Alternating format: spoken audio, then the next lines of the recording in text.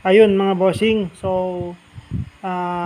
ito po yung dahilan kung bakit may kuryente pa rin ako kahit brown out mga boss. Nakakapaghinang pa rin ako kahit brown out sa amin. Nakakagamit pa rin ako ng electric fan mga boss, charger mga bossing.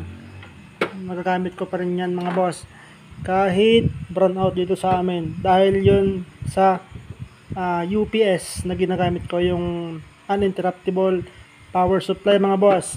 Ang ginawa ko lang dito mga bossing, ganito dati yung battery niya. So ito, pwede pa naman, kaya lang madali na siyang mag-lowbat. Ito na yung ginamit ko mga boss. Bumili ako ng 12N25 mga bossing. Dati yun yung gamit ko, pero hindi siya masyadong tumatagal. Lalo pag electric pan yung pinapagana niya pag brown out. So ito na yung ginamit natin. Pag electric pan sa mga boss, kahit magdamag kaya niya. So ito mga boss, wala namang special dito.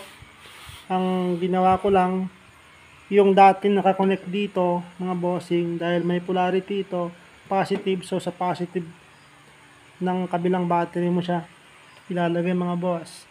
Ayan, sa negative dugtungan nyo lang yung wire mga boss sa loob. Walang special, basta may kabit ninyo yung sa dating negative at sa dating positive nya. Okay na yun mga bossing. So ayan, goods na goods ito mga boss. Kung may mga sira kayong ganito, ang sisira lang mga boss sa ganito yung battery mga bossing. So bumili kayo ng battery bago, idugtong nyo mga boss, tapos na yun. Okay na yun. So testingin natin. Tutunog lang siya mga boss, medyo maingay lang siya kapag brown out, kasi nga UPS ito. Testing natin. Ayun, tumunog siya mga boss. So testingin natin yung electric fan. Ayan mga boss, ito siya. Tanggalin natin.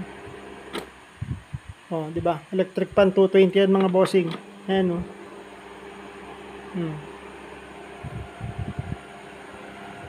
So pag electric fan mga boss, kaya niya.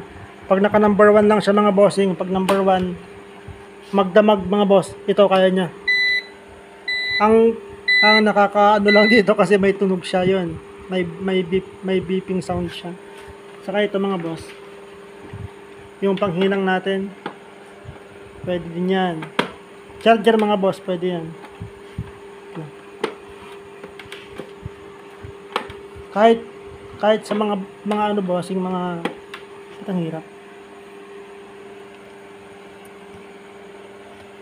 Kahit yung ayan milaw.